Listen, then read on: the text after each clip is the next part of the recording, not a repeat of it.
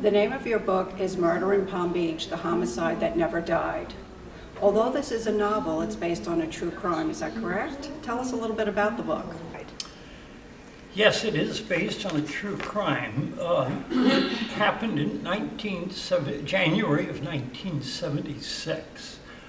A prominent Palm Beach citizen, he was prominent in civic affairs,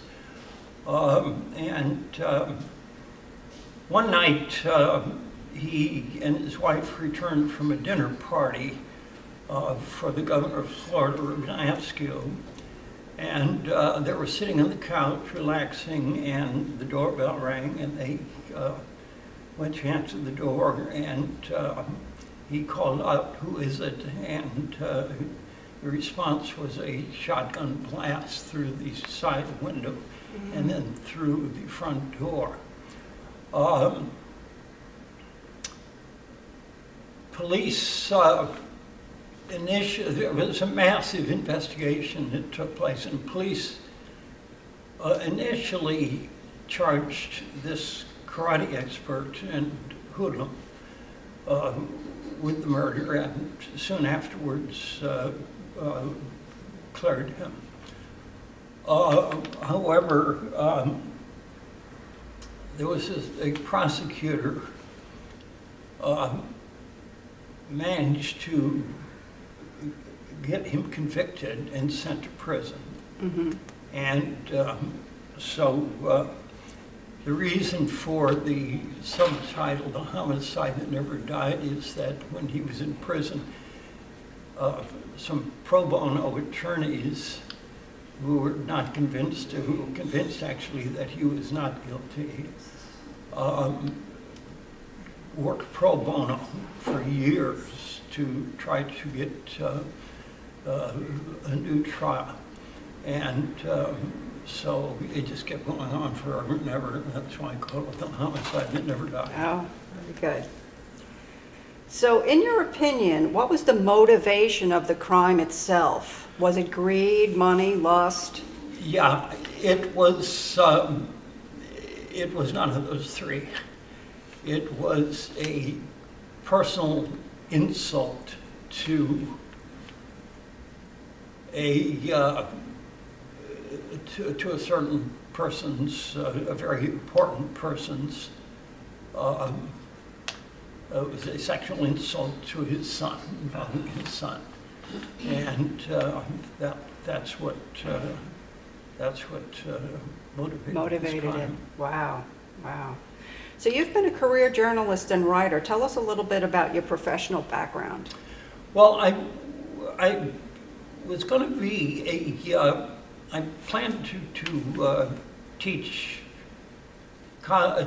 German in college, and I went to Germany, spent 3 months there, and came back and went to grad school. Decided that was not for me, far too sedentary. So a college professor told me, I went to this little college, and he told me that, you have a flair for writing, maybe you ought to consider journalism. You have the temperament for it. So I went to the University of Iowa Graduate School and in journalism. After that, where I got a review, a critique of my short story that was written about Germany from Kurt Vonnegut, who was the artist in residence at the time. Began with a paper in Joliet, Illinois, the Joliet Herald News, and went from there to the Associated Press in Chicago, my favorite city in the whole world, except it's so doggone cold. So I wanted to write more than I had the opportunity to do at the AP, so I went to the Milwaukee Journal. While I was at the Milwaukee Journal, I was a police reporter for a while, and I investigated this murder, and which my investigation forced a coroner's inquest and thing. And I went from there to the Tampa Tribune, and Well, I was not really an investigative reporter. I was more, I like the writing aspect, and I was more into feature writing. I happened upon these stories that involved investigative journalism. And so I did a story about, at TAB, I did a story about these appliance dealers who were doing bait and switch tactics and got forced to the state state investigation, and they imposed penalties. Then I went from there to the Palm Beach Post, where I spent the bulk of my journalism career, and another, again, there was I did a story on a theater office manager who was embezzling funds. So those were good backgrounds for this story. Very good. As a career writer, tell us a little bit about how you write. Do you write every day? Do you follow any disciplines? How does it work with you? Well, this book just fell into my lap. Mm-hmm. And so the way it originated, I was with this magazine, Palm Beach Illustrated. It was an upscale lifestyle magazine. In 2002, this was our 50th anniversary, and the editor wanted stories about things that happened in the past 50 years. And I said, well, I know about this enormously sensational event that happened in 1976. So he said, go to it. So I wanted to find out where the principal people were involved in it at the time, where they were now, how they felt about it, and so forth.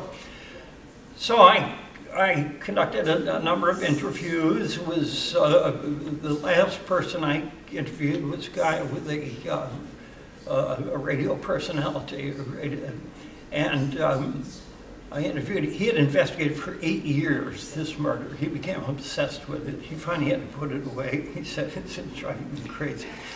And but he said, "Have you talked to so-and-so at the Palm Beach Post?" And I said, "No, I haven't, but I'm ready to put this story to bed. I need to put it to bed." He said, "No, you really need to talk to him."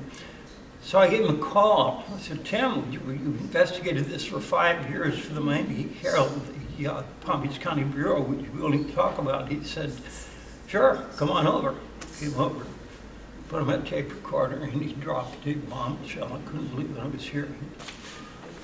He had discovered for sure who the murderer was, and much more important, who was behind it. Mm. And so I wrote the story. The magazine decided it was against their luxury lifestyle format. Mm-hmm. They didn't want a lot of negative stuff. This was pretty negative. So they never carried it. A few years after I was away from the magazine, I inadvertently came across this reporter's chief source, and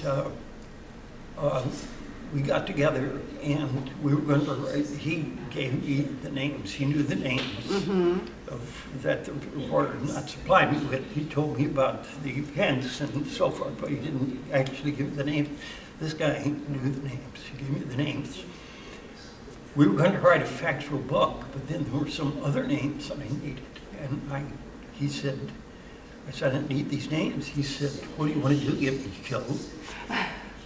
So I said to him, "Well, look, if you can't give me the names, I can't do a factual book. I can't do it." So we abandoned the project. Instead, I wrote a novel about it. Mm-hmm. And, disguised the names. And so. Besides your novels, I notice on your website, bobbrinkWriter.com, that you blog as the Grammar Grouch. What types of things does the Grammar Grouch blog about? I'm reading the newspapers. Probably I get most of my subjects from newspaper stories I read and other online stories.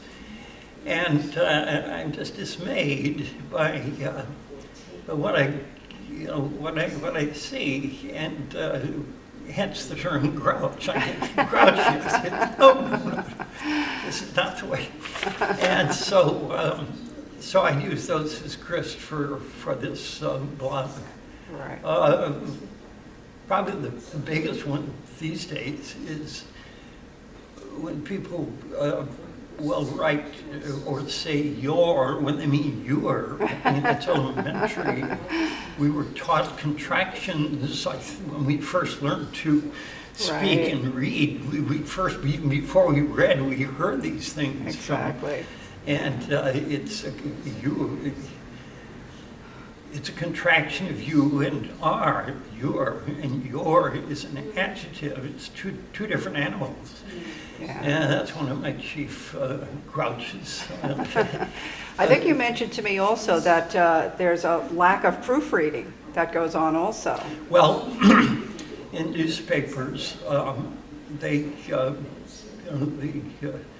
newspapers have declined so considerably, and they just don't have the money. And so there's just not, they don't have the proofreaders they used to have to catch those things. There used to be some really good proofreaders that could catch these things, but it doesn't happen anymore. So there's so many more errors that occur. Right now, you're on your book tour. Are you writing anything now? What's next for the future? Well, yes, I am working on a book. I've got about 20,000 words.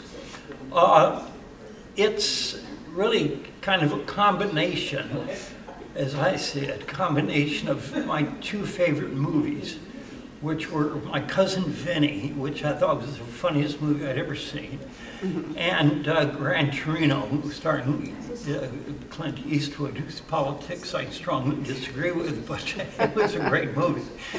And yes, I'm embarked on that, and I'm very excited about it. It's at the moment I'm stuck in the plot, and I'm trying to figure out where it's going. Yeah, sounds good. Look forward to reading it.